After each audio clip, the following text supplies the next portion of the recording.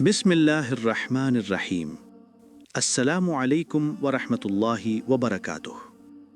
انسانی تاریخ گواہ ہے، دنیا کے ہر خزانے اور ہر تخت کو زوال آیا، لیکن 1400 سال سے روئے زمین پر ایک مقام ایسا ہے جس کی حفاظت کے لیے زمین اور آسمان خود ڈھال بن جاتے ہیں۔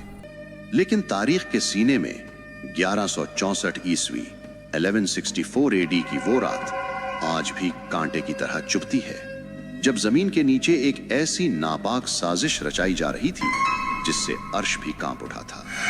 ایک سرنگ جو کسی ہیرے جواہرات کی تلاش میں نہیں تھی، بلکہ وہ سرنگ کائنات کے سب سے مقدس جسم وجود اطہر صلی اللہ علیہ وسلم تک پہنچنے کے لیے کھودی جا رہی تھی۔ مدینہ سو رہا تھا، لیکن ہزاروں میل دور شام کے شہر دمشق میں ایک بادشاہ کی نیند اڑ چکی تھی۔ یہ سلطان نور الدین زنگی تھے، عالم اسلام کے وہ حکمران جن کی ہیبت سے صلیبی بھی کانپتے تھے۔ لیکن اس رات سلطان اپنے بستر پر پسینے میں شرابور ہو کر اٹھ بیٹھے۔ انہوں نے خواب میں دیکھا کہ سرکار دو جہاں صلی اللہ علیہ وسلم خود تشریف لائے ہیں، مگر منظر دل دہلا دینے والا تھا۔ رسول اللہ صلی اللہ علیہ وسلم دو شخصوں کی طرف اشارہ کر رہے ہیں جن کے چہرے سرخ اور آنکھیں نیلی تھیں، اور زبان رسالت سے یہ الفاظ نکل رہے تھے: محمود، مجھے ان کتوں سے بچاؤ۔ سلطان زنگی چیخ مار کر اٹھ بیٹھے۔ جسم کانپ رہا تھا، آنکھوں سے آنسو جاری تھے۔ وہ سمجھ نہیں پا رہے تھے کہ اس خواب کا کیا مطلب ہے۔ نبی صلی اللہ علیہ وسلم کو کس سے خطرہ ہو سکتا ہے؟ سلطان نے وضو کیا، نفل پڑھے اور دوبارہ لیٹ گئے، مگر خواب پھر آیا۔ وہی دو چہرے، وہی پکار، مجھے بچاؤ۔ 3 بار ایسا ہوا۔ اب سلطان کے لیے دمشق میں ایک لمحہ رکنا بھی ناممکن ہو گیا۔ رات کے آخری پہر انہوں نے اپنے وزیر جمال الدین موصلی کو طلب کیا۔ یہ وزیر صرف ایک مشیر نہیں بلکہ ایک صاحب بصیرت انسان تھے۔ سلطان نے روتے ہوئے اپنا خواب بیان کیا۔ وزیر نے فوراً کہا: اے سلطان، آپ ابھی تک یہاں بیٹھے ہیں؟ مدینہ منورہ پر کوئی بڑی آفت آئی ہے، آپ کو فوراً وہاں پہنچنا ہوگا۔ اسی وقت حکم جاری ہوا۔ یہ کوئی سرکاری دورہ نہیں تھا، یہ ایک خفیہ مشن تھا۔ سلطان نے 20 بہترین گھڑ سوار اور بہت سارا مال و دولت ساتھ لیا اور دمشق سے مدینہ کی طرف ہوا کے گھوڑوں پر سوار ہو گئے۔ تاریخ لکھتی ہے کہ وہ سفر جو مہینوں میں طے ہوتا تھا، سلطان نے صرف 16 دن میں طے کر لیا۔ وہ راستے میں کہیں نہیں رکے، نہ آرام کیا، نہ سوئے۔ ان کی آنکھوں میں صرف ایک ہی تصویر تھی، وہ 2 خوفناک چہرے۔ جب سلطان مدینہ پہنچے تو شہر کی فضا سوگوار تھی۔ سلطان نے سیدھا مسجد نبوی کا رخ کیا، روضہ رسول صلی اللہ علیہ وسلم پر حاضری دی۔ آنسوؤں کا سیلاب تھا جو رک نہیں رہا تھا۔ لوگ حیران تھے کہ شام کا بادشاہ اچانک یہاں کیسے؟ سلطان نے اپنے وزیر سے کہا: میں کسی کو بتا نہیں سکتا کہ میں کیوں آیا ہوں، مجھے وہ 2 چہرے تلاش کرنے ہیں۔ ایک منصوبہ بنایا گیا۔ اعلان کیا گیا کہ سلطان مدینہ کے تمام شہریوں کو اپنے ہاتھ سے تحائف اور صدقات دینا چاہتے ہیں۔ مقصد یہ تھا کہ مدینہ کا ہر ایک شخص سلطان کے سامنے سے گزرے۔ اگلے دن مسجد نبوی میں ہجوم لگ گیا۔ شہر کا ہر بوڑھا، بچہ اور جوان قطار میں کھڑا تھا۔ سلطان ہر چہرے کو غور سے دیکھتے اور پھر مایوسی سے نظر ہٹا لیتے۔ گھنٹے گزرتے گئے، لوگ آتے گئے، تحائف لیتے گئے، مگر وہ 2 چہرے کہیں نظر نہیں آئے۔ ہم ہو چکی تھی، خزانہ خالی ہو گیا، مگر سلطان کی تلاش ادھوری تھی۔ وہ پریشان تھے کہ کہیں خواب محض وہم تو نہیں تھا، مگر دل گواہی دے رہا تھا کہ خطرہ ابھی ٹلا نہیں ہے۔ سلطان نے مدینہ کے گورنر سے پوچھا: کیا کوئی ایسا شخص باقی ہے جو مجھ سے ملنے نہ آیا ہو؟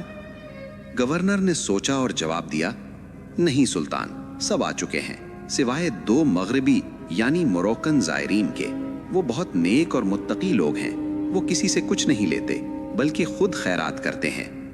یہ سنتے ہی سلطان نور الدین زنگی کی آنکھوں میں ایک چمک آ گئی۔ ان کا دل زور سے دھڑکا۔ انہوں نے حکم دیا: انہیں فوراً میرے پاس لاؤ۔ گورنر نے کہا: وہ تو روضہ رسول صلی اللہ علیہ وسلم کے قریب ایک مکان میں رہتے ہیں اور دن رات عبادت میں مشغول رہتے ہیں۔ سلطان نے کہا تو ہم خود ان کے پاس جائیں گے۔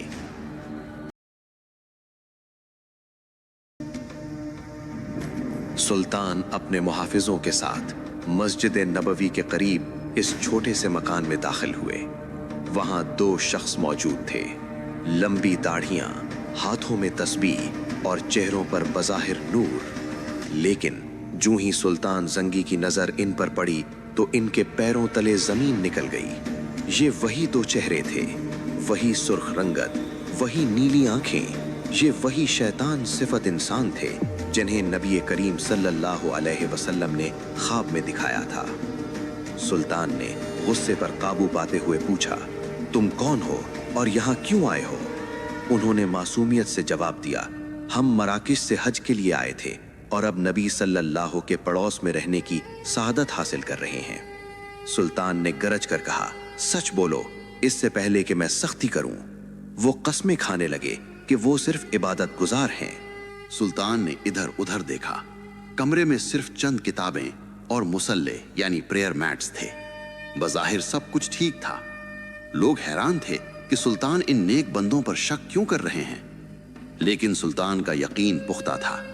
وہ خود آگے بڑھے، کمرے میں بچھی ہوئی ایک چٹائی کو ہٹایا۔ نیچے فرش تھا، لیکن جب انہوں نے فرش کو ٹھوکا تو آواز کھوکھلی آئی۔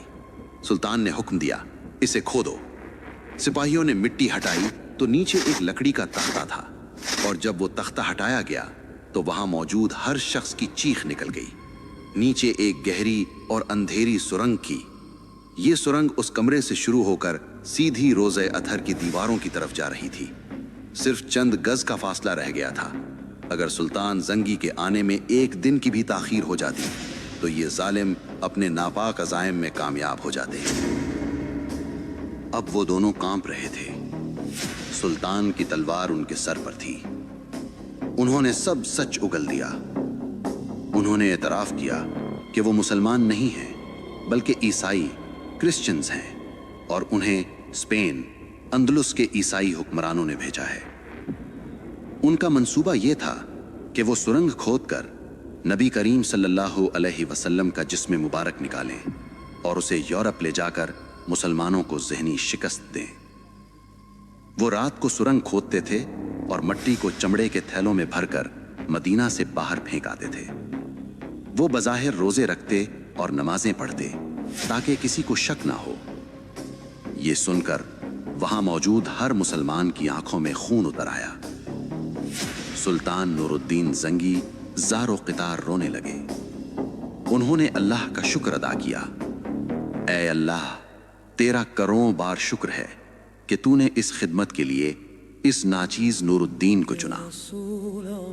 اگلی صبح مدینہ کی تاریخ کا ایک عبرتناک دن تھا۔ ان دونوں مجرموں کو اسی جگہ لایا گیا جہاں انہوں نے یہ سازش رچائی تھی۔ سلطان کے حکم پر ان دونوں کو مسجد نبوی کے باہر عبرتناک سزا دی گئی۔ انہیں قتل کر دیا گیا تاکہ رہتی دنیا تک کوئی دوبارہ ایسی جسارت کرنے کا سوچ بھی نہ سکے۔ یہ فتنہ تو ختم ہو گیا، لیکن سلطان کا دل اب بھی بے چین تھا۔ انہیں ڈر تھا کہ مستقبل میں کوئی اور ایسا حملہ نہ کرے، اس لیے انہوں نے ایک ایسا فیصلہ کیا جو آج بھی مدینہ کی زمین کے نیچے محفوظ ہے۔ سلطان نور الدین زنگی نے مدینہ چھوڑنے کا انکار کر دیا۔ انہوں نے ماہر تعمیرات یعنی آرکیٹیکٹس کو بلایا اور حکم دیا کہ مجھے روضہ رسول صلی اللہ علیہ وسلم کے گرد ایک ایسا حصار چاہیے جسے کوئی لوہا نہ کاٹ سکے اور کوئی سرنگ نہ توڑ سکے۔ فیصلہ ہوا کہ سیسا پلائی ہوئی دیوار بنائی جائے گی۔ قبر انور کے چاروں طرف گہری خندق کھودی گئی۔ تاریخ بتاتی ہے کہ یہ خندق اتنی گہری تھی کہ پانی کی سطح یعنی واٹر لیول تک پہنچ گئی۔ پھر اس خندق میں پگھلا ہوا سیسا ڈالا گیا، ٹنوں کے حساب سے سیسا پگھلایا گیا اور زمین کے اندر ایک ٹھوس دھاتی دیوار کھڑی کر دی گئی۔ یہ دیوار آج بھی 900 سال گزرنے کے بعد روضہ اطہر کے گرد ایک پہرے دار کی طرح موجود ہے۔ نہ کوئی سرنگ اسے پار کر سکتی ہے، نہ کوئی آلہ اسے توڑ سکتا ہے۔ لیکن یاد رکھیں، یہ واحد کوشش نہیں تھی۔ تاریخ میں ایسے 5 بڑے واقعات ملتے ہیں جب دشمنوں نے اس مقدس مقام تک پہنچنے کی ناپاک جسارت کی۔ کبھی مصر کے پاگل حکمران الحاکم بے امر اللہ نے کوشش کی تو اللہ نے مدینہ پر ایسا طوفان بھیجا کہ لشکر تباہ ہو گیا۔ کبھی صلیبی جنگجو رینالڈ آف شاتلن نے بحر احمر میں بحری بیڑا اتارا اور قسم کھائی کہ وہ نعوذ باللہ نبی صلی اللہ علیہ وسلم کے جسم کو نکال کر لے جائے گا، مگر ہر بار نتیجہ ایک ہی نکلا۔ اللہ نے اپنے محبوب کی حفاظت کا ذمہ خود لیا ہے، جیسا کہ قرآن میں ارشاد ہے واللہ یعصمک من الناس، اور اللہ آپ کو لوگوں کے شر سے محفوظ رکھے گا۔ آج جب ہم مدینہ جاتے ہیں اور اس سبز گنبد کو دیکھتے ہیں تو ہمیں یاد رکھنا چاہیے کہ اس امن کے پیچھے کتنے پہرے داروں کی قربانیاں ہیں۔ سلطان نور الدین زنگی صرف ایک بادشاہ نہیں تھے، وہ ایک سچے عاشق رسول تھے۔ یہ واقعہ ہمیں بتاتا ہے کہ عشق رسول صلی اللہ علیہ وسلم صرف دعویٰ نہیں بلکہ عمل کا نام ہے۔ جب بھی ناموس رسالت پر آنچ آئے گی تو اللہ کسی نہ کسی نور الدین زنگی کو کھڑا کر دے گا۔ اس ویڈیو کو زیادہ سے زیادہ شیئر کریں تاکہ ہماری آنے والی نسلوں کو پتہ چلے کہ ہمارے اسلاف نے اس دین کی حفاظت کیسے کی تھی۔ اللہ ہم سب کو روضہ رسول صلی اللہ علیہ وسلم کی زیارت نصیب فرمائے، آمین۔